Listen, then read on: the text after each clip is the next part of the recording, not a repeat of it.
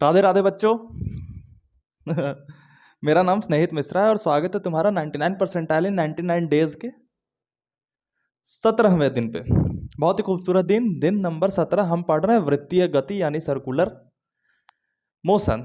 और मैं उम्मीद करता हूं कि मेरे बालक सारी चीज़ों को प्रैक्टिस बहुत अच्छे से कर रहे होंगे और अपने लेक्चर को रेगुलरली क्लासेस अटेंड कर रहे होंगे। आज हमारे मुद्दे की टॉपिक है बैंकिंग ऑफ ट्रैक्स। छोटा सा टॉपिक है, इंपॉर्टेंट है, जेईई मेंस में सवाल बनते हैं, खास करके वो बैंकिंग एंगल वगैरह से। ठीक है, तो हम बहुत ही आराम से, बहुत ही धीरे धीरे, बहुत ही खूबसूरत तरीके से बैंकिंग ऑफ ट्रैक्स समझने की कोशिश करेंगे। मजा आ रहा है। हेडिंग देना, बैंकिंग ऑफ ट्रैक्स।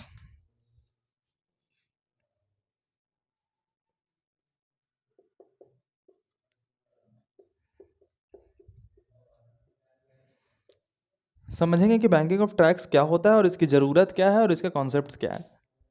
तुम सभी की दिवाली बड़ी अच्छे से मनी होगी, मैं उम्मीद करता हूँ। मेरी दिवाली बड़ी अच्छे से बनी यार। उस दिन मेरे को ना 5 लोगों ने सब्सक्राइब करा और मुझे तब समझ में आया कि छोटी छोटी चीज़ें कितनी खुशी देती है। तो मज़ा आ गया उस दिन। Banking of tracks. अभी तक हमने पढ़ा कि कोई भी कार जब टर्न ले रही थी तो वो सीधी सड़क पे ले रही थी। ठीक है, पिछले क्लास में हमने देखा था क्या कि कोई भी कार जब टर्न ले रही थी तो सीधी सड़क पे ले रही थी। सीधी सड़क का मतलब टर्न तो मुड़े हुए सड़क पे ही ले रही है, जमीन पे सीधी थी। यानी कि ये जो टॉप व्यू है इसका अगर हम फ्रंट व्यू यानी साइड से देखें तो ये प्लेन था, ये किसी साइड से उठा हुआ नहीं था। ठीक है, ये जिस सर्कल का पार्ट था, जिस टर्न का पार्ट था, उसकी रेडियस थी आर। इस पे फ्रिक्शन लग रहा था, ये कार था। इस कार पे बाहर की तरफ लग रहा था mv²/r जो सेंट्रीफ्यूगल फोर्स था। इसको बैलेंस करने यानी इस कार को बाहर फेंकने से बचाने के लिए अंदर की तरफ इस पे फ्रिक्शन लग रहा था, जो कि जैसे ही ये कार स्लाइड होना चाहती थी उस वक्त ये फ्रिक्शन आकर के यहाँ पे इसे बचा लेता था। ठीक है, और हमने फिर सीखा था कि ये mv²/r की वैल्यू जो मैक्सिमम फ्रिक्शन है, लिमिटिंग फ्रिक्शन m/n, उससे ज़्यादा नहीं होनी चाहिए। उससे ज़्यादा हुई तो फिक जाएगी।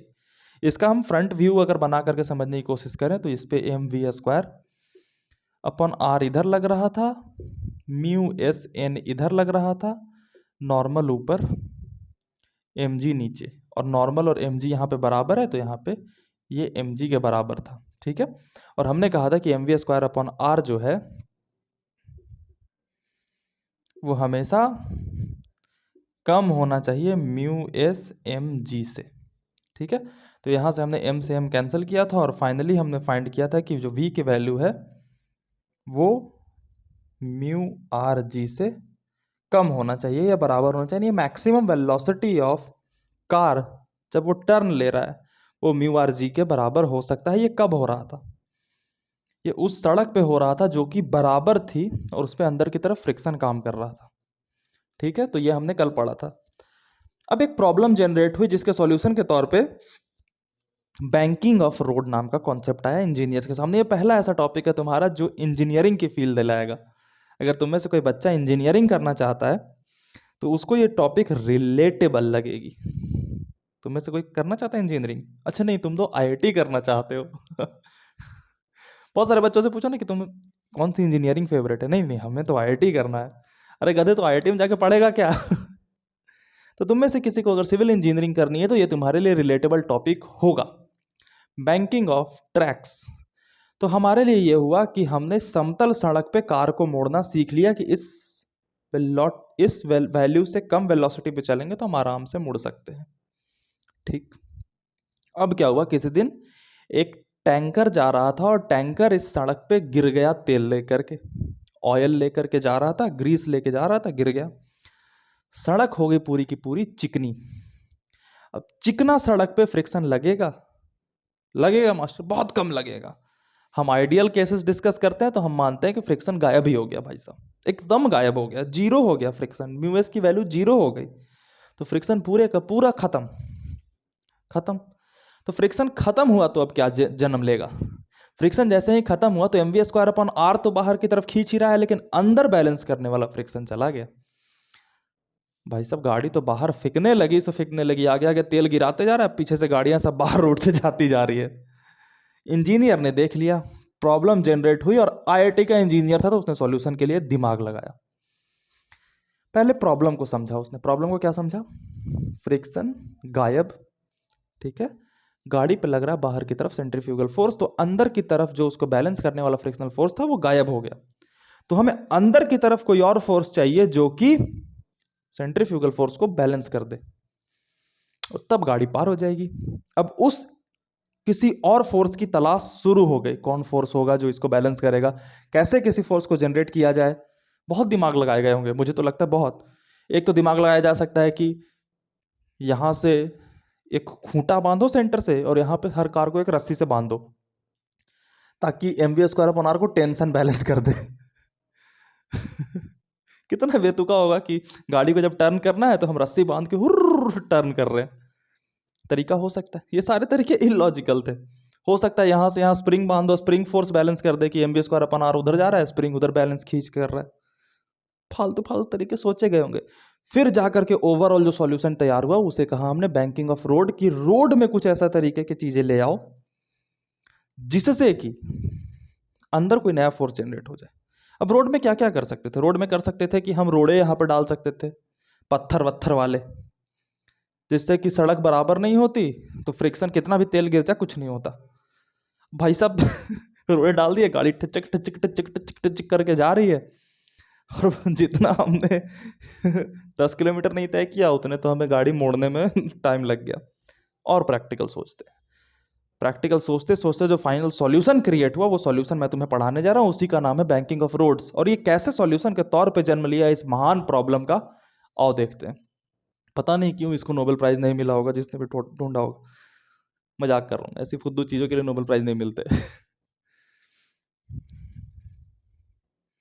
तो बैंकिंग ऑफ रोड समझते हैं। कुछ नहीं होता, सड़क बराबर थी। पता है सॉल्यूशन क्या किया इन्होंने? बैंकिंग ऑफ रोड नाम दे दिया, सॉल्यूशन क्या है पता है? सड़क बराबर थी, इसको थोड़ा सा इधर से उठा दिया और थीटा एंगल पे उठा दिया। ठीक है, ये साइड व्यू है। टॉप व्यू देखोगे तो ये ऐसे दिखेगा कि ये टर्न है, एक तरफ बाहर वाली आउटर लेयर इसकी उठी हुई है और अंदर वाली ऐसे है, और यहाँ पे ये कार मुड़ रहा है। तो इस तरीके से, लेकिन हमें समझने के लिए इसका साइड व्यू ही चाहिए, तो हम साइड व्यू ही रखते हैं और बाकी चीजों को मिटा देते हैं। ठीक है, तो ये साइड व्यू हमारे लिए काम का है। बस सॉल्यूशन रेडी। देखते हैं कैसे सॉल्यूशन हुआ। कार तो इस पे थी ही थी, हाँ थी। बाहर की तरफ mv²/r तो लग ही रहा था, इस पे फ्रिक्शन नहीं था जो इसको बैलेंस करता, तो ये बाहर फेंक जाती। लेकिन कैसे सॉल्यूशन हुआ उस प्रॉब्लम का वो देखो। यहाँ पे नॉर्मल इस डायरेक्शन में इस पे लग रहा था, ठीक है, mg नीचे लग रही थी, तो हमें कोई एक फोर्स की जरूरत थी जो इस डायरेक्शन में होगा। देखते हैं वो कौन सा फोर्स है। इस कार का हम FBD बनाते हैं। ये थीटा एंगल पे बैंक्ड है, यहाँ पे कार है, नीचे इस पे mg लग रही है, इस डायरेक्शन में mv²/r लग रहा है, इस डायरेक्शन में नॉर्मल लग रहा है, इस डायरेक्शन में हमें फोर्स की ज़रूरत है। तो हमने ये दो एक्सिस बना लिए जिसके अलोंग हम नॉर्मल को रिजॉल्व करेंगे। तो देखना, ये थीटा, तो ये थीटा, और ये परपेंडिकुलर है, तो ये 90 माइनस थीटा, तो ये भी थीटा। ध्यान से, थीटा कैसे निकाला वो मैंने, देखो ये थीटा, ये जमीन के परपेंडिकुलर है ये वाला, तो अल्टरनेट एंगल से ये थीटा। अब नॉर्मल जो होता है वो कॉन्टैक्ट सरफेस के परपेंडिकुलर होता है, तो ये पूरा का पूरा एंगल जो है वो 90 डिग्री है। ये थीटा, तो ये 90 माइनस थीटा, और ये एक्सिस 90 डिग्री थे, तो ये 90 माइनस थीटा, तो ये थीटा। इस तरीके से हम यहां तक पहुंच गए। नॉर्मल का इस डायरेक्शन में component n cos theta, normal का इस डायरेक्शन में कंपोनेंट n sin थीटा। हमें वो फोर्स मिल गया जिसके माध्यम से हम mv²/r को बैलेंस कर सकते हैं। जब सीधी रेखा में चल रहे थे तो नॉर्मल एग्जैक्टली ऊपर था, इसका कोई कंपोनेंट इस डायरेक्शन में नहीं था, इसलिए नॉर्मल का कोई कंपोनेंट इस डायरेक्शन में नहीं आ रहा था। हमने जैसे ही थोड़ा सा रोड को उठाया और थीटा एंगल पे इंक्लाइन कर दिया, जिसे हमने नाम दिया बैंकिंग ऑफ रोड, कि हमने रोड को बैंक कर दिया। तो हमें नॉर्मल इस डायरेक्शन में मिलने लगे, उसका एक component M we square upon are के ये ऑपोजिट डायरेक्शन में आने लगा, तो हमें एक फोर्स दिख गया, जिससे हम M we square upon R को बैलेंस करके हम इस गाड़ी को सफलतापूर्वक कर्व करने में मदद कर सकते थे। अब मेरी बात को गौर से सुनना, ये एकदम आइडियल केस है। आइडियल केस होने का मतलब है कि इस पे फ्रिक्शन बिल्कुल भी नहीं लग रहा। अब जब फ्रिक्शन बिल्कुल भी नहीं लग रहा तो क्या होगा, ध्यान देना। फ्रिक्शन बिल्कुल भी नहीं लग रहा तो अगर वेलोसिटी की वैल्यू एन साइन थीटा से ज्यादा हो गई, मतलब सेंट्रीफ्यूगल फोर्स की वैल्यू, ये जो फोर्स पूरा लग रहा है इसकी वैल्यू एन साइन थीटा से ज्यादा हो गई, तो गाड़ी बाहर फिक जाएगा। और अगर सेंट्रीफ्यूगल फोर्स की वैल्यू एन साइन थीटा से कम हो गई तो गाड़ी अंदर की तरफ स्लाइड कर जाएगी। रियल लाइफ में ऐसा नहीं होता कि अंदर गाड़ी स्लाइड करती है, बाहर तो हमने देखा है फिकते हुए, अंदर नहीं स्लाइड करती। लेकिन ये एकदम आइडियल केस है, और इस आइडियल केस को अपने मन में इमेजिन करके देखो कि एन साइन थीटा अगर कम हो गया, मजा आ रहा है पढ़ाने में, एन साइन थीटा अगर कम हो गया तो M we square upon R जो है सेंट्रीफ्यूगल फोर्स, वो उस गाड़ी को उधर नहीं खींच पाएगा और गाड़ी सुई नीचे आ जाएगी। और अगर ये ज्यादा तो गाड़ी बाहर फेंक जाएगी। यानी कि हमें एन साइन थीटा की वैल्यू एग्जैक्टली बराबर रखना होगा सेंट्रीफ्यूगल फोर्स यानी M we square upon are के बराबर। अब हमने किसी सड़क को थीटा एंगल पे उठा दिया पहले से ही, तो थीटा तो फिक्स्ड है, थीटा फिक्स्ड है और नॉर्मल भी फिक्स्ड है, क्योंकि गाड़ी का मास फिक्स है और एम जी फिक्स है, तो मास और एम जी पे डिपेंड करता है नॉर्मल, तो नॉर्मल फिक्स है। तो नॉर्मल का साइन थीटा का कंपोनेंट फिक्स होता है, ये हम चेंज नहीं कर सकते। Got it? Mass of the car change नहीं कर सकते, रेडियस ऑफ द सड़क चेंज नहीं कर सकते, जो ये वाली है, ये भी किसी रेडियस ऑफ कर्वेचर पे घूम रही होगी। चेंज क्या कर सकते हैं? वेलोसिटी चेंज कर सकते हैं। वेलोसिटी कम करके हम सेंट्रीफ्यूगल फोर्स कम कर सकते हैं, वेलोसिटी ज्यादा करके हम सेंट्रीफ्यूगल फोर्स बढ़ा सकते हैं। तो वेलोसिटी पे इस गाड़ी का टर्न होना डिपेंड करता है। वेलोसिटी बहुत ज्यादा हो गई तो गाड़ी बाहर फेंक जाएगा, वेलोसिटी बहुत कम हो गई तो गाड़ी अंदर आ जाएगा। वेलोसिटी की वो वैल्यू हमें चाहिए जिस वैल्यू पे exactly centrifugal force in sine theta के बराबर हो, और वही वेलोसिटी हमें सफलतापूर्वक इस सड़क पे टर्न हो जाने में मदद करेगा। ठीक है, और उसी वेलोसिटी की वैल्यू फाइंड करना हमारा मकसद है। तो हमने यहां पर सीखा बैंकिंग ऑफ रोड क्या होता है, सड़क को उठा देना। किस प्रॉब्लम के सॉल्यूशन के लिए?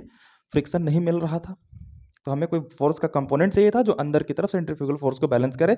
हमने उठाया तो देखा कि नॉर्मल का एक कंपोनेंट इस डायरेक्शन में आ रहा है जो सेंट्रीफ्यूगल फोर्स को बैलेंस कर रहा है। Got it? अब हमें वेलोसिटी की वो वैल्यू निकालनी है जिस वैल्यू पे एग्जैक्ट सेंट्रीफ्यूगल और इनसाइन थीटा बराबर होंगे। चलिए देखते हैं।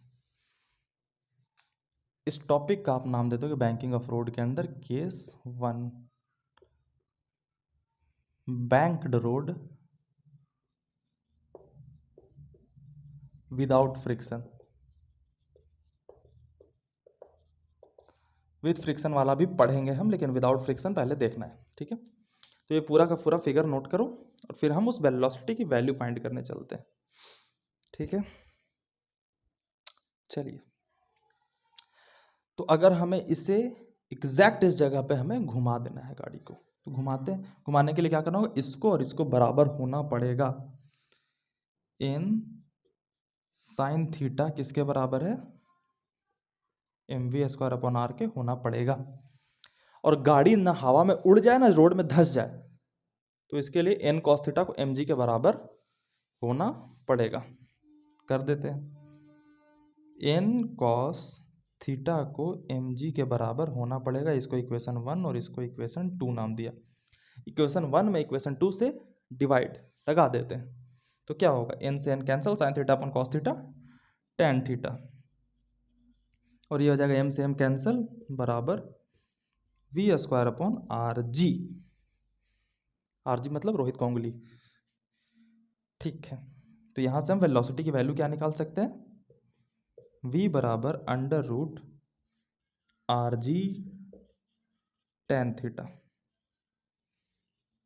ये है वो वेलोसिटी जिस वेलोसिटी पे अगर कोई रोड थीटा एंगल पे बैंक्ड है और उस पर कोई भी फ्रिक्शन नहीं है, तो उस वेलोसिटी पे कार को चलना होगा। ठीक है, इस वेलोसिटी का हम नाम दे देते हैं वी रिक्वायर्ड। REQ लिख दिया मैंने, यानी कि रिक्वायर्ड, यानी ये वेलोसिटी वो वेलोसिटी है जो कि रिक्वायर्ड है इस सड़क पे चलने के लिए। इससे ज़्यादा हुई गाड़ी बाहर फेंकेगी, इससे कम हुई गाड़ी अंदर लुढ़क जाएगी। Got it? यानी ये एक पतले रस्सी पे चलने के जैसा है कि इससे ज़्यादा वेलोसिटी हुआ गाड़ी गया बाहर, और इससे कम वेलोसिटी हुआ गाड़ी गया अंदर और तुम गए बाहर। ठीक है, प्रैक्टिकली ऐसा नहीं होता, प्रैक्टिकली कोई सड़क नहीं होती जिसमें फ्रिक्शन एकदम जीरो हो जाए। तो मैंने ये आइडियल केस पे ये कंक्लूड किया है, और इसी पे सवाल ज़्यादा आते हैं जेईई मेंस के अंदर। जेईई एडवांस के अंदर इस पे सवाल नहीं आएंगे। इससे एक और चीज़ निकाल सकते हैं, थीटा की वैल्यू भी निकाल सकते हैं। थीटा बराबर tan inverse V² upon RG। कोई पूछे कि किसी खास वेलोसिटी को फिक्स कर दिया, किसी मोड़ पे देखते हो ना सड़क पे लिखा रहता है 40 किलोमीटर प्रति सेकंड से इस टर्न पे आपको मुड़ना है, तो वेलोसिटी फिक्स रख दिया, तो उस फिक्स वेलोसिटी के लिए थीटा की वैल्यू क्या होगी वो फाइंड करना होता है। तो ये फॉर्मूला आप इस्तेमाल करोगे, tan inverse V² upon RG, और इसे बोलते हैं बैंकिंग एंगल।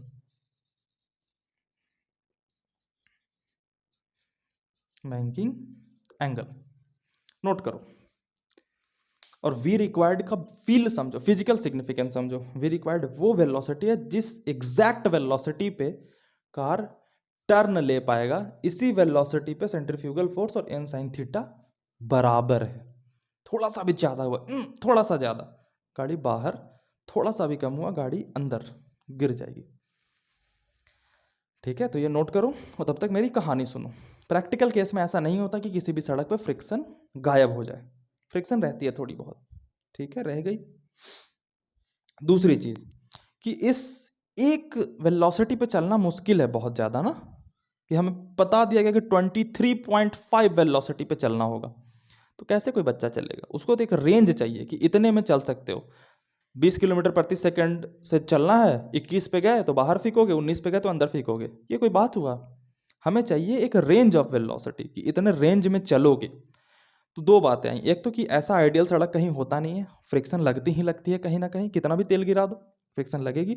और दूसरी चीज कि हमें एक रेंज ऑफ वेलोसिटी चाहिए। तो जो प्रॉब्लम, ये जो आइडियल केस के ऑपोजिट चीज आई कि कहीं भी फ्रिक्शन लेस सड़क नहीं होती, वही मदद करती है हमें एक रेंज ऑफ वेलोसिटी जनरेट करने में, जो कि हम पढ़ेंगे अब केस 2 और केस 3 के अंदर। ये जेईई एडवांस का एक क्वेश्चन है जो कि मैं आर्टिकल के फॉर्म में तुम्हें पढ़ा रहा हूं, क्योंकि जेईई मेंस में जेईई एडवांस के सवालों को थोड़ा सा डिग्रेड करके पूछने की टेंडेंसी बहुत ज़्यादा बन चुकी है।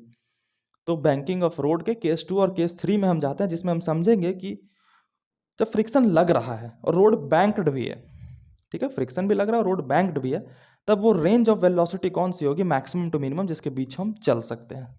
तो वो हम समझने की कोशिश करते हैं, इसको आप नोट करो। मिल रहा है, चलो देखते हैं।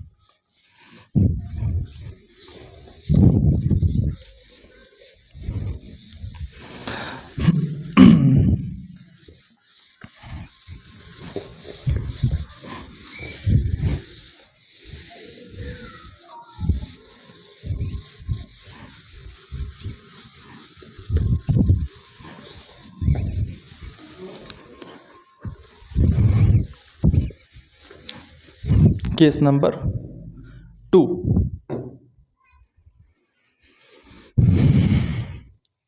Case second. इस केस का हम दो तरीके से नाम दे सकते हैं। एक तो नाम दे सकते हैं कि banking of road with friction, लेकिन banking of road with friction में भी दो केसेस आ जाते हैं। जैसे ही फ्रिक्शन आती है उस टाइम पे दो केसेस आते हैं। एक केस कि हम रिक्वायर्ड वेलोसिटी, जो कि पिछले केस में हमने निकाला, उससे हम ज़्यादा वेलोसिटी पे चलेंगे। जब रिक्वायर्ड वेलोसिटी से ज़्यादा वेलोसिटी पे हम चलने की कोशिश करेंगे तो हमारी गाड़ी किधर जानी चाहेगी, बाहर। तो हमारा जो फ्रिक्शन है वो किधर लगना चाहेगा, अंदर। तो एक ये केस हो गया। और दूसरा केस हो गया कि हम रिक्वायर्ड वेलोसिटी से कम वेलोसिटी पे चल रहे हैं, तो गाड़ी किधर गिरना चाहेगी, अंदर। तो फ्रिक्शन किधर रोकना चाहेगा, बाहर लग के। तो ये दूसरा केस हो गया। तो हम banking of road with friction को दो केसेस के अंदर डील करते हैं। पहला केस है कि जब हमारी जो वेलोसिटी ऑफ कार है वो वी रिक्वायर्ड से ज्यादा है। Got it? और तीसरा केस होगा वेलोसिटी ऑफ कार जो है वो वी रिक्वायर्ड से कम हो जाएगी। तो एक एक करके हम दोनों को डिस्कस करते हैं। पहला, रोड तो बैंक्ड है ही, तो हमने रोड को कर दिया बैंक्ड थीटा एंगल से। ठीक है, गाड़ी इस पे है, गाड़ी का अब यहीं पे हम फ्री बॉडी डायग्राम बना देंगे। तो गाड़ी डॉट वाली जो चीज़ है वो गाड़ी है, इसकी वेलोसिटी v है, तो mv²/r बाहर की तरफ लगेगा। ये कल्पना तुम्हें होना चाहिए कि ये जो बैंक्ड है वो ऐसे टर्न हो रही है आगे जाके। ठीक है, तो ये टर्निंग तुम्हें फील होना चाहिए कि बैंकिंग क्यों की जा रही है, सिर्फ टर्निंग पे की जाती है, नॉर्मल सड़कों पे नहीं कि सीधे भी चलना है तो टर्न कर दिया, बैंकिंग पे ही। mv²/r नीचे लगा mg, इस डायरेक्शन में लगा नॉर्मल, इस डायरेक्शन में और इस डायरेक्शन में नॉर्मल के कंपोनेंट्स को हम रिजॉल्व करेंगे। तो इस डायरेक्शन में लगा था n cos थीटा और इस डायरेक्शन में लगा था n sin थीटा। कैसे लगा था, ये थीटा तो ये भी थीटा, और ये थीटा तो ये 90 माइनस थीटा तो ये थीटा, और जिसके साथ थीटा बनाता है उस डायरेक्शन में cos थीटा का कंपोनेंट जाता है और उसके अलावे वाले में sin थीटा का कंपोनेंट जाता है। तो अगर इस सड़क पे फ्रिक्शन नहीं होती तो वेलोसिटी अगर v रिक्वायर्ड से ज़्यादा होती तो गाड़ी बाहर फेंक जाता, क्योंकि n sin थीटा उसको बैलेंस नहीं कर पाती। लेकिन इस कंडीशन में जब गाड़ी बाहर जाना चाह रहा है, यानी गाड़ी बाहर की तरफ स्लाइड होना चाह रहा है, तो हमें हमारे हीरो की एंट्री होगी जिसे हम कहते हैं फ्रिक्शन। लिखते हैं, तो जैसे ही गाड़ी बाहर की तरफ जाना चाहेगा फ्रिक्शन अंदर की तरफ टूट पड़ेगा। Got it.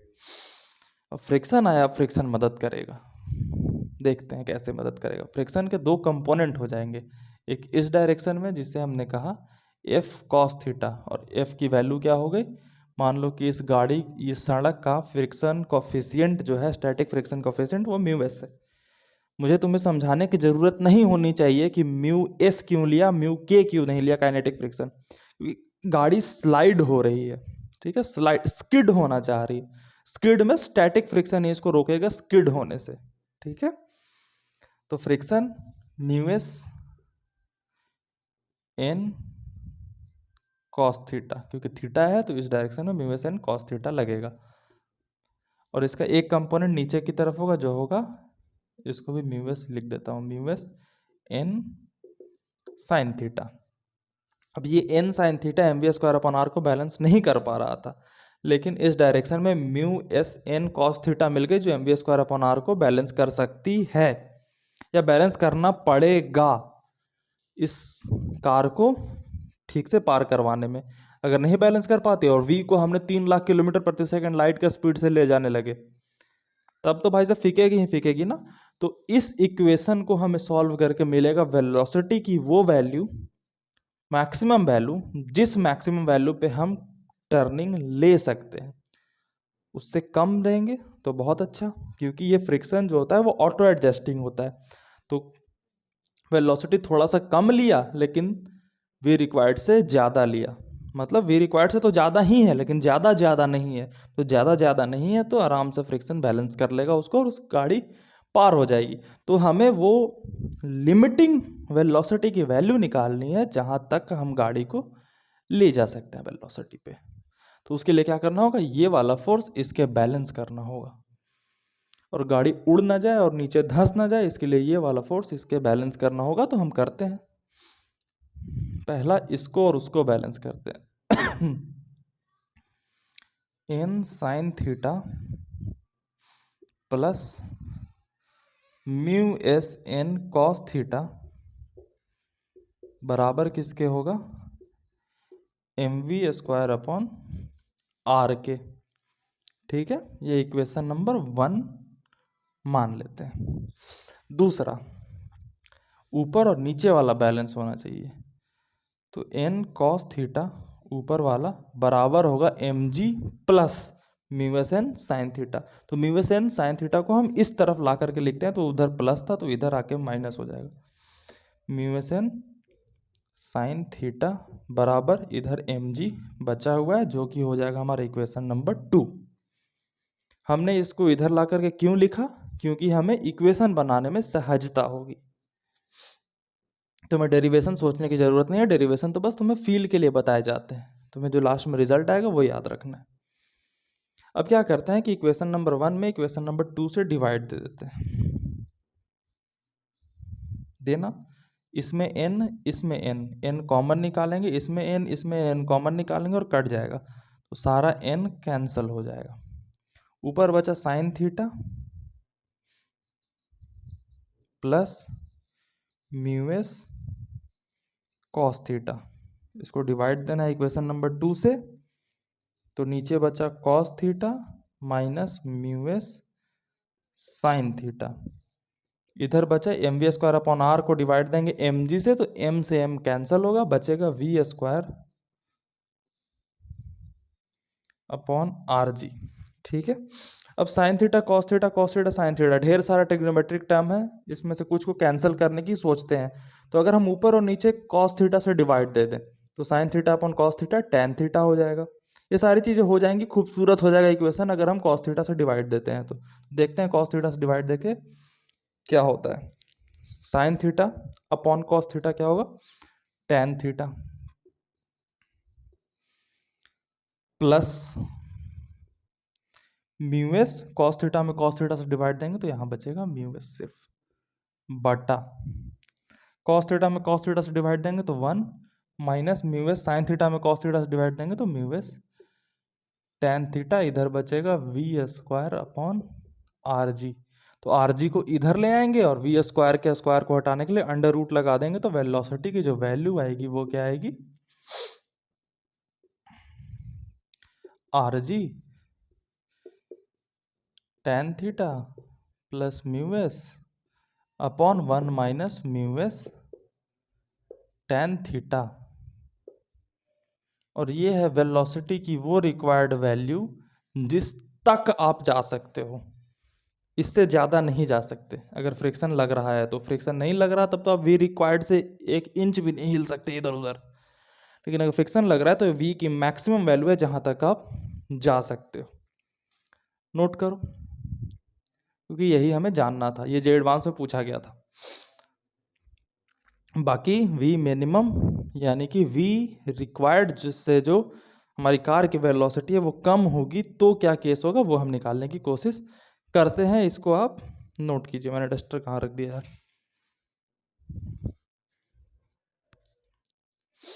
डस्टर कितने, अच्छा यहाँ बेटाऊँ, नोट कर लिया, चलो।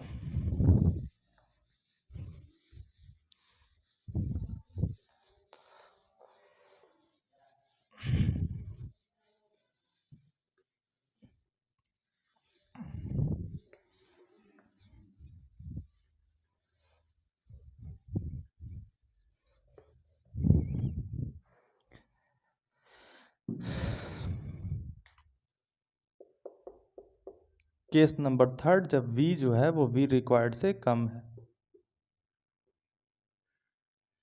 v रिक्वायर्ड से कम होने पे क्या होगा, गाड़ी अंदर की तरफ खिसक जाना चाहेगी, तो उसको रोकने के लिए बाहर की तरफ फ्रिक्शन एक्ट करेगा और वो देखते हैं कि किस तरीके से चीज़ें बनेंगी। रोड तो हमारा बैंक्ड ही है, किस एंगल पे, थीटा एंगल पे। कार है,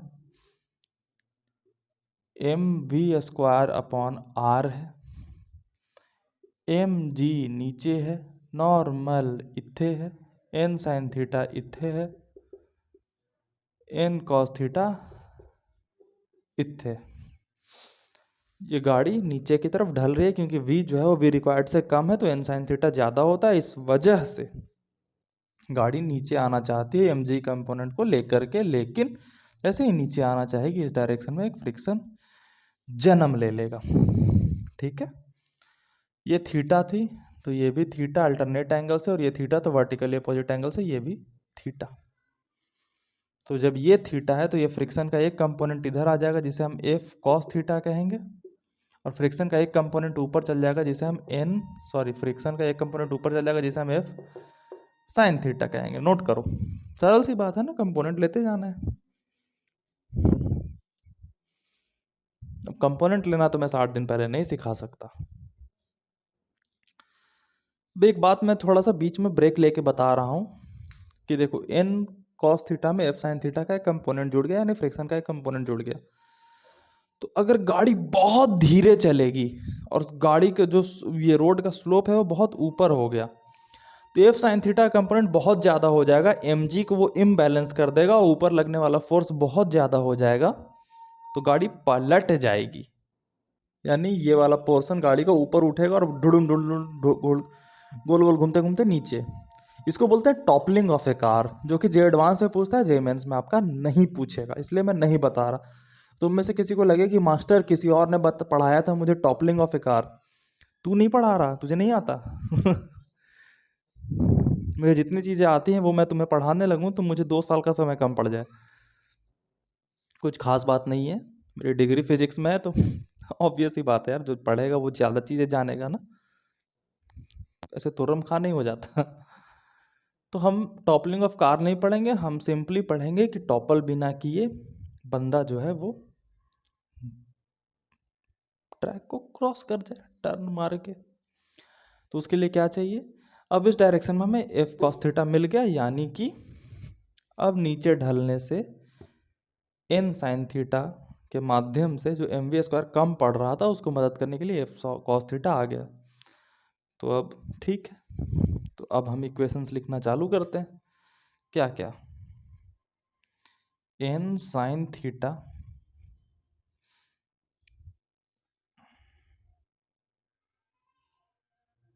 ठीक तो है, एन साइन थीटा बराबर M we square upon R plus F cos theta. तो प्लस एफ कॉस थीटा को इधर ले आते हैं और फ्रिक्शन की जगह पे लिख देते हैं mu S N cos theta बराबर M we square upon r, जो कि है पहला इक्वेशन। दूसरा ऊपर नीचे को बैलेंस करते हैं तो N cos theta plus mu S N sine theta बराबर एम जी, ये हो गया दूसरा इक्वेशन। ये कैसे लिखा, ऊपर ऐड कर दिया और नीचे एम जी बराबर था एफ की जगह पे म्यू एस एन लिख दिया। इन दोनों को हम डिवाइड दे देते हैं, यानी कि 1/2।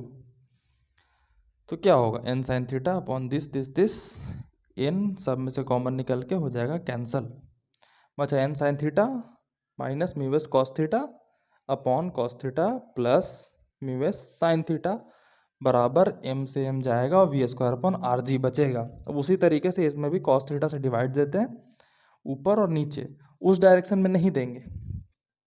क्यों नहीं देंगे मास्टर, दोनों तरफ था, नहीं नहीं नहीं,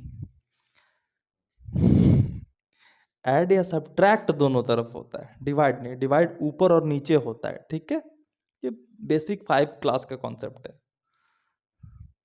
साइन थीटा कॉस थीटा में ऊपर और कॉस थीटा में नीचे डिवाइड देते हैं, देखते हैं क्या होता है। Sine theta upon cos theta tan theta minus mu s बचेगा, क्योंकि कॉस थीटा को छमाछम उड़ा देगा।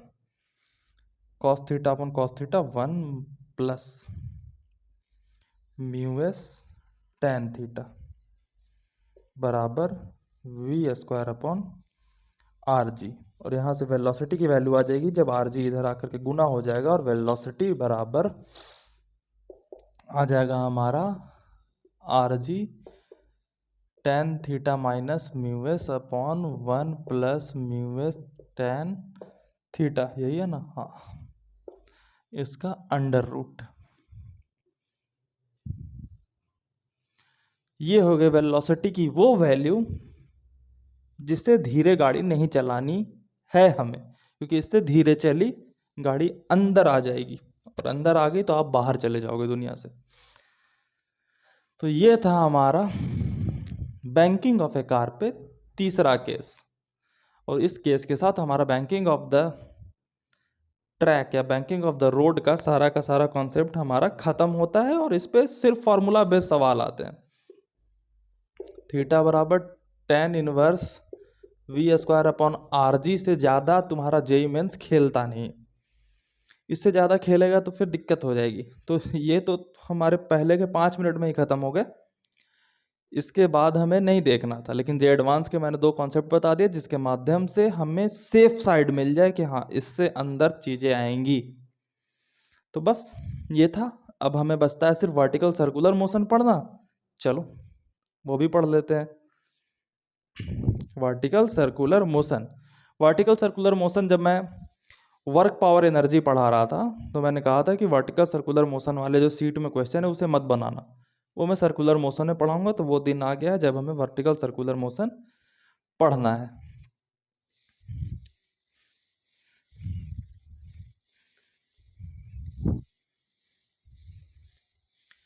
वर्टिकल सर्कुलर मोशन में भी 3 केसेस पढ़ने होते हैं, पढ़ते हैं चलो।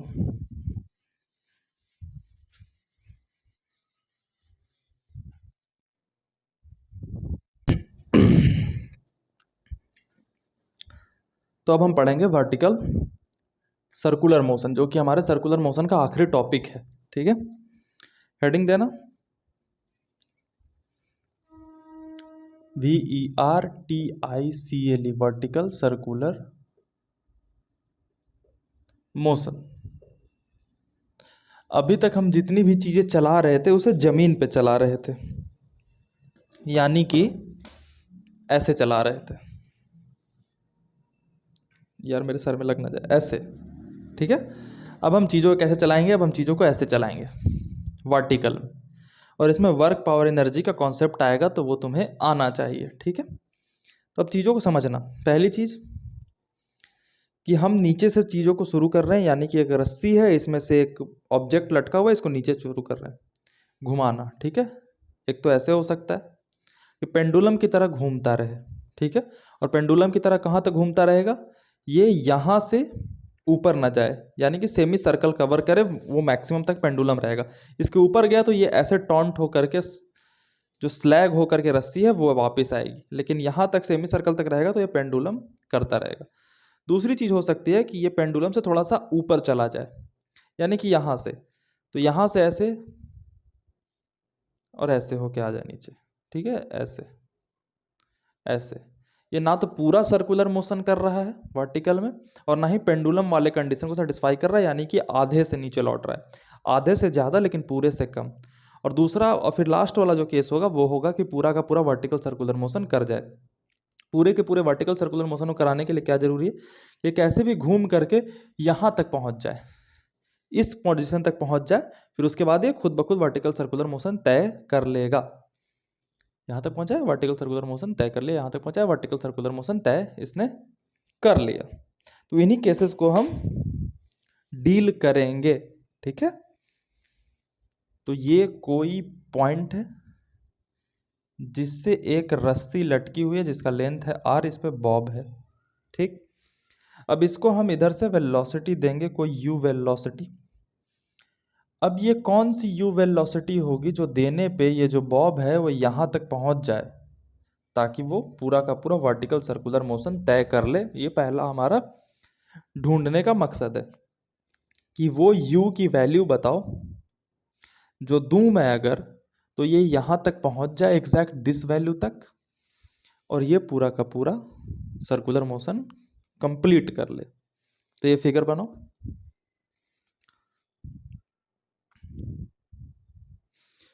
अब ये रस्सी घूम रही है सर्कुलर मोशन में, तो इस पे हमको बाहर की तरफ क्या मिलेगा? mu² r, यानी कि सेंट्रीफ्यूगल फोर्स, अगर हम इस बॉब पे बैठे हैं तो। ठीक है, ये किसी भी जगह पे मान लो कि इस पॉइंट पे पहुंचा, तो इस डायरेक्शन में इसमें वेलोसिटी टेंजेंशियल क्या होगी? v, तो इस पे इस डायरेक्शन में क्या मिलेगा? mv² r, centrifugal force. ठीक है, इस पे नीचे की तरफ लग रहा होगा mg, अगर m is the mass of Bob. ठीक है, ये वर्टिकल के साथ, जो ये वर्टिकल है इसके साथ एंगल बना रहा है थीटा। ठीक है, ये और ये पैरेलल है, यानी कि ये भी मिलेगा थीटा। ठीक है, तो इस पॉइंट को हमने मान लिया ए। ये बिल्कुल सेमी सर्कल वाला पॉइंट है, इसको मान लिया बी। ये टॉप पॉइंट को कुछ नाम दे देंगे, इसके बीच में भी कोई पॉइंट है जिसका नाम दे दिया हमने सी, और यहाँ पे है डी। ठीक है, तो एक एक करके हम पॉइंट को डिस्कस करते हैं अलग अलग पॉइंट पे। ठीक, ये हो गया थीटा, ये हो गया एम जी, ये हो गया M we square upon are, और इस रस्सी में काम करेगा टेंशन। ठीक है, अब इस बॉल को सर्कुलर मोशन यानी सर्कुलर पाथ पे चलाए रहने के लिए हमें क्या करना होगा, टेंशन वाले डायरेक्शन का फोर्स और सेंट्रीफ्यूगल वाले डायरेक्शन का फोर्स दोनों बराबर बनाए रखना होगा। तो इस डायरेक्शन में कौन कौन से फोर्सेस लग रहे हैं, एक तो सेंट्रीफ्यूगल फोर्स और एक एम का कंपोनेंट होगा जिसे हम कहते हैं एम जी कॉस थीटा। तो इस ए पॉइंट पे जो हम न्यूटन्स लॉज ऑफ मोशन से इक्वेशन ऑफ फोर्सेस लिख सकते हैं वो क्या लिखेंगे, ध्यान से देखते हैं। एट ए टेंशन किसके बराबर होगा, M we square upon R plus M G cos theta के। ठीक है, यहाँ के हमने एनालिसिस कर ली, और जैसे जैसे ये बॉल ऊपर जाएगा वैसे वैसे क्या होगा, थीटा इंक्रीज करेगा, यानी कि थीटा इज इंक्रीजिंग, और थीटा इंक्रीज यानी कि कॉस थीटा जो है वो डिक्रीज करेगा। ठीक, और कॉस थीटा जैसे जैसे डिक्रीज करेगा वैसे वैसे टेंशन भी डिक्रीज करेगा, क्योंकि ये वाली वैल्यू जो है वो कम हो रही है, तो ओवरऑल टेंशन पे इम्पैक्ट पड़ेगा और टेंशन भी डिक्रीज करेगा। ठीक है, यानी कि ऐसे जाते जाते जाते जाते टेंशन मिनिमम कहाँ पे होगा, इस पॉइंट पे, क्योंकि यहाँ पे कॉस थीटा बिल्कुल 90 डिग्री हो जा रहा है। ठीक है बालक, अब इससे आगे बढ़ेगा बॉल, तो इस जगह पे हम एनालिसिस करते हैं।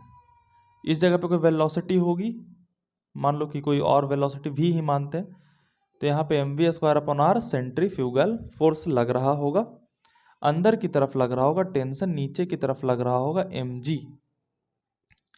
ये हो गया हमारा वर्टिकल, इसके साथ मान लो कि ये थीटा यहाँ पे बना रहा है, तो जब ये थीटा बना रहा है तो अल्टरनेट एंगल से ये भी थीटा हो जाएगा और एम जी कॉस थीटा इस डायरेक्शन में लग जाएगा। ठीक है, अब इसको सर्कुलर मोशन कराने के लिए हमें ये टेंशन की जो वैल्यू है वो एम वी स्क्वायर के बराबर, M we square upon are के बराबर होनी चाहिए, यानी कि एट सी पॉइंट टेंशन बराबर M we square upon are, और टेंशन में एम जी कॉस थीटा भी जोड़ना होगा, यानी कि T plus M G cos theta बराबर M we square upon r. ठीक है, यानी कि यहाँ से लिख सकते हैं टेंशन बराबर क्या होगा, M we square upon R minus M ji cos theta.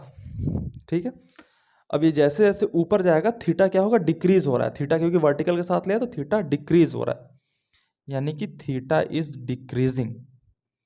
तो कॉस थीटा क्या होगा, थीटा डिक्रीज होता है तो कॉस थीटा इंक्रीज होता है, और कॉस थीटा इंक्रीज होगा तो ये वाला कंपोनेंट बड़ा हो रहा है पूरा का पूरा, तो एम वी स्क्वायर में से बड़ा चंक घटाएंगे तो टेंशन जो है वो डिक्रीज होगा, यानी टेंशन दोनों केसेस में डिक्रीज ही हो रहा है।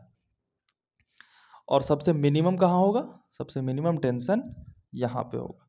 ठीक है, अब एक कंडीशन हो सकता है कि यहाँ पे आते आते यहाँ पे पहुंचे ही ना सबसे पहले गेंद, तो यहाँ पे जब नहीं पहुंचेगी तो ये वर्टिकल सर्कुलर मोशन कंप्लीट नहीं करेगी, लेकिन अगर यहाँ तक गेंद पहुंच गई, सॉरी हाँ यहाँ तक गेंद पहुंच गई तो वर्टिकल सर्कुलर मोशन कंप्लीट कर लेगी। और यहाँ तक कब नहीं पहुंच पाएगा ये बॉल, ध्यान देना, यहाँ तक ये बॉल तब नहीं पहुंच पाएगा जब इसका टेंशन जो है वो इधर ही कहीं जीरो हो जाए, यानी कि इसका टेंशन मान लो जीरो हुआ। ठीक है, कैसे जीरो होगा, वेलोसिटी बहुत कम दे दें, अगर हम वेलोसिटी बहुत कम दे दें, उस रिक्वायर्ड वेलोसिटी से जिस जिस वेलोसिटी की ज़रूरत है इस पॉइंट तक पहुंचाने के लिए उससे कम देंगे, तो ये नीचे से ऐसे चलेगा और बीच में ही ऐसे टेंशन जीरो होगा तो ये वापस गिर जाएगा सेंटर की तरफ। ठीक है, तो कब हो सकता है कि मान लो कि टेंशन इधर ही रास्ते में जीरो हो जाए, ये वाली जो वैल्यू है और ये वाली वैल्यू दोनों बराबर हो जाए, और इसके माध्यम से इसमें से ये जाएगा तो जीरो बचेगा, यानी टेंशन जीरो हो जाए।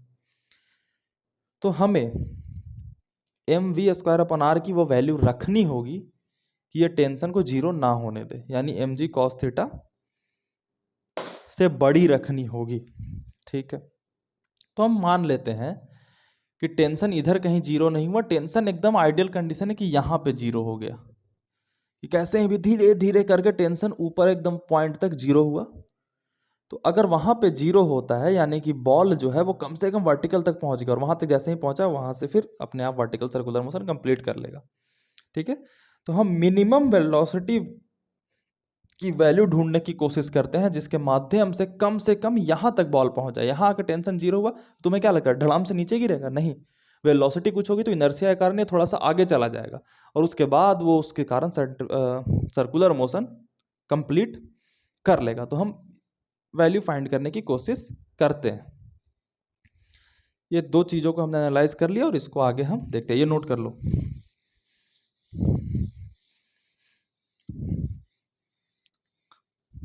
तो हम उस वैल्यू को फाइंड करने की कोशिश करते हैं वेलोसिटी की, जो कि रिक्वायर्ड है यहाँ पे देने के लिए। सबसे पहले एक चीज गौर करो कि इस टॉप पॉइंट पे मान लेते हैं कि नीचे की तरफ टेंशन जीरो हो गया। आइडियल केस है कि टेंशन कम से कम यहाँ पे जीरो हो गया। नीचे की तरफ इसमें एम जी लग रहा होगा, और ऊपर की तरफ अगर कोई वेलोसिटी है तो M we square upon R लग रहा होगा। ठीक है, तो यहाँ से हम न्यूटन्स लॉज ऑफ मोशन के अकॉर्डिंग अगर ये सर्कुलर मोशन कवर कर रहा है तो ये दोनों बराबर होना चाहिए, यानी कि M we square upon R equal to M G, ये पहला equation, by N L M. ठीक, दूसरा इक्वेशन वर्क पावर एनर्जी से लिखते हैं, बाई वर्क पावर एनर्जी, और इसके कौन से? एनर्जी कंजर्वेशन से। इसमें कोई एक्स्ट्रा फोर्स नहीं लग रहा, सिर्फ एक नॉन कंजर्वेटिव फोर्स लग रहा है, ग्रेविटेशनल फोर्स। तो उसके लिए हम क्या लिख सकते हैं? K initial plus potential energy initial equal to K final plus potential energy final. ठीक है, ये लिख सकते हैं, मैंने बताया था वर्क पावर एनर्जी में ग्राउंड पोटेंशियल एनर्जी को अगर हम जीरो मानते हैं तो यहाँ से लिखते हैं, तो यू इनिशियल क्या हो जाएगा? जीरो। के इनिशियल क्या हो जाएगा? Half M you square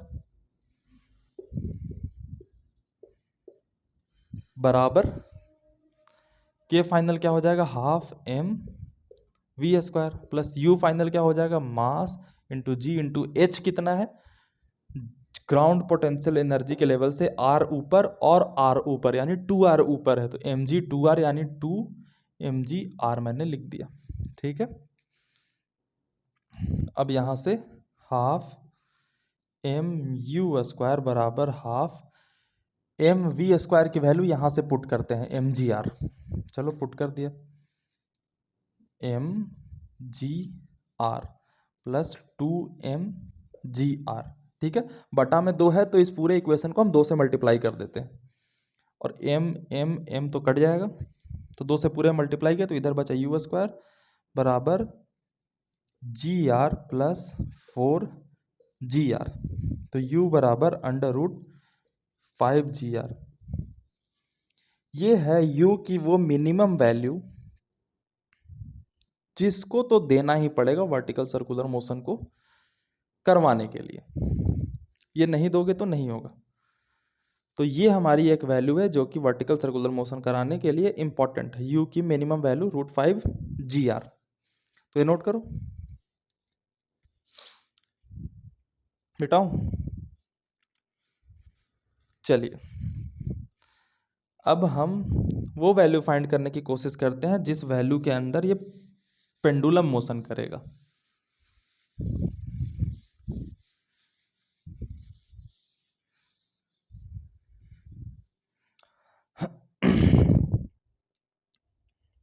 pendulum motion कराने के लिए हमें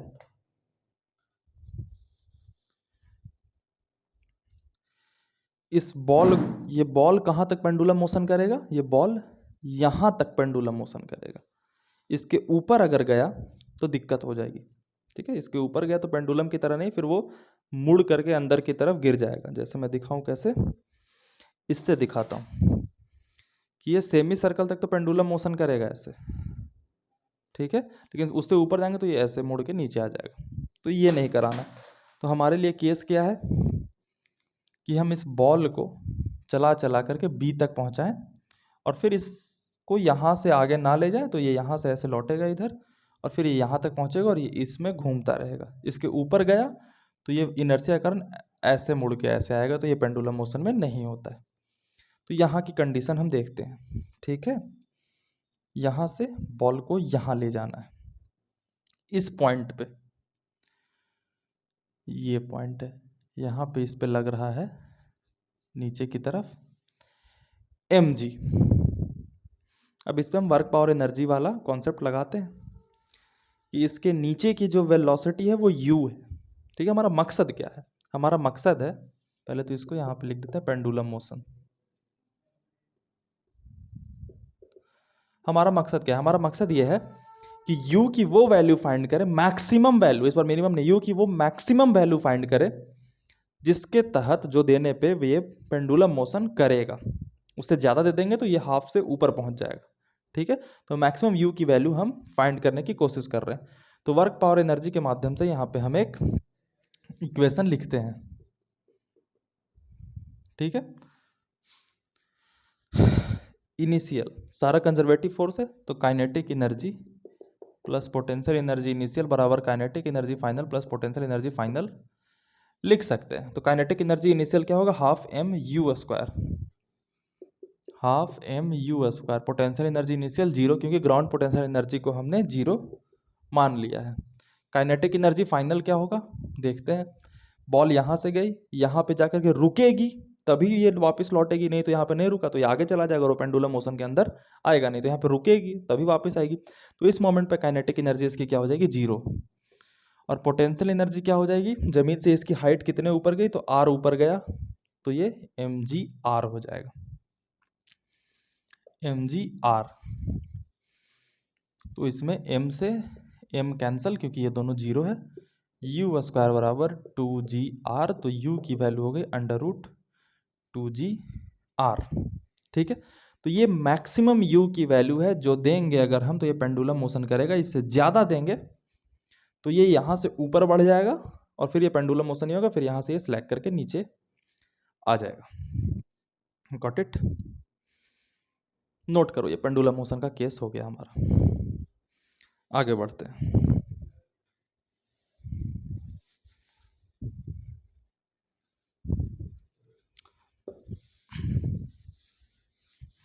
अब हम बात करते हैं कि इस वेलोसिटी जो √2g r है उससे तो ज़्यादा देंगे लेकिन √5g r से कम देंगे। तो ये पेंडुलम मोशन वाले पॉइंट से तो आगे जाएगा लेकिन कंप्लीट वर्टिकल सर्कल नहीं पूरा करेगा।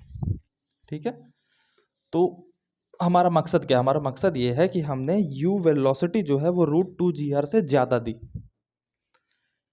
मकसद क्या है कि हमारी जो u वेलोसिटी थी वो √2g r से ज़्यादा थी, लेकिन √5g r जो कि वर्टिकल सर्कुलर मोशन करने के लिए सफिशिएंट वेलोसिटी है उससे कम थी।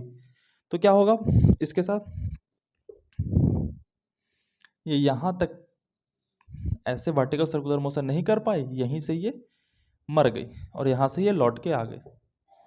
वर्टिकल के साथ ये थीटा बना रही है, u वेलोसिटी दिया जो कि इस कंडीशन को सेटिस्फाई करता है।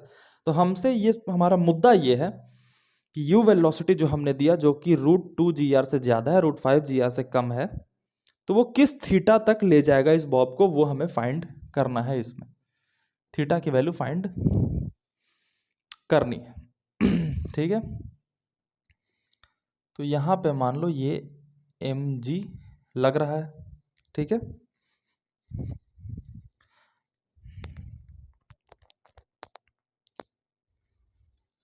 यहाँ पे mg नीचे की तरफ लगेगा। अब मैंने क्या बताया था कि ये जो बॉल है ये यहाँ से वापस क्यों आएगा? क्योंकि इसका जो टेंशन है जो जीरो यहाँ होना चाहिए था कम से कम, वो यहीं पे जीरो हो गया। तो ये टेंशन ऐसे ही जीरो हो गया तो ये आगे जा नहीं पाया, क्योंकि सेंट्रीपिटल फोर्स जो सर्कुलर मोशन के लिए रिक्वायर्ड था वो देने वाला कोई था नहीं। लेकिन इसके पास कोई वेलोसिटी थी, तो वेलोसिटी तो सडनली जीरो नहीं हो जाएगी, वेलोसिटी तो v थी, तो इनर्शिया के कारण ये थोड़ी देर तक v रहेगा, तभी तो ये ऐसे जाकर के ऐसे गिरता है नीचे की तरफ। ये यहाँ तक गया, मैंने यहाँ रोका तो देखो ये ऐसे गिर जाएगा। ये वर्टिकल सर्कुलर मोशन तो इसने कंप्लीट कर ली, यहाँ तक देखो ऐसे गिरा स्लैंट होकर के, ऐसे गिरा स्लैंट हो, तो इस तरीके से होगा ये। तो यहाँ पर टेंशन तो जीरो हो गई लेकिन वेलोसिटी जीरो नहीं हुई। ठीक है, तो इस पर हम बाहर की तरफ mv²/r लगा देंगे। ये थीटा, तो ये अल्टरनेट एंगल से ये भी थीटा, यानी कि mg कॉस थीटा बराबर, इस डायरेक्शन में लगा दिया हमने, तो बाई NLM क्या होगा, M we square upon R जो होगा इस मोमेंट पे वो एम जी कॉस थीटा के बराबर होगा।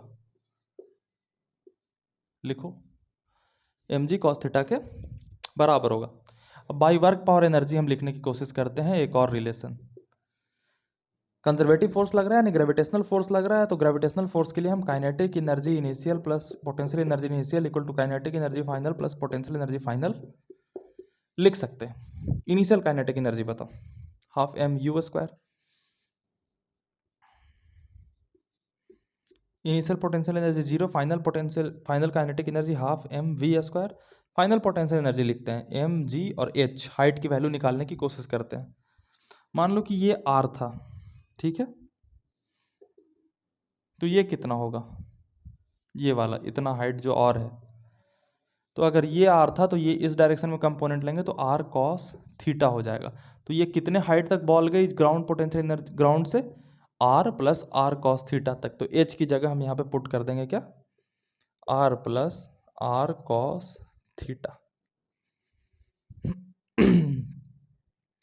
अब इधर बचा हाफ एम यू स्क्वायर बराबर, ये एम से हम काट ही देते हैं सारा, एम एम एम खत्म, हाफ यू स्क्वायर बराबर हाफ, नहीं यहाँ नहीं काटूंगा क्योंकि एम वी स्क्वायर की जगह पे यहाँ से पुट कर देता हूँ पहले। तो क्या करते हैं कि हाफ एम यू स्क्वायर बराबर हाफ एम वी स्क्वायर की वैल्यू यहाँ से पुट करेंगे तो आ जाएगी M G are cos theta plus M G R plus M G are cos theta. कैसे किया मैंने ये, इसको बस खोल दिया, ठीक है। अब एम से एम से एम से एम सारा का सारा उड़ गया, ठीक है।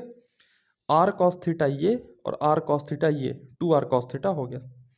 तो यहाँ से हाफ यू स्क्वायर, नहीं आर कॉस थीटा नहीं, ये हाफ आर कॉस थीटा है, half r cos theta plus जी आर, यहाँ भी ये g are cos theta plus ji are cos theta बचा।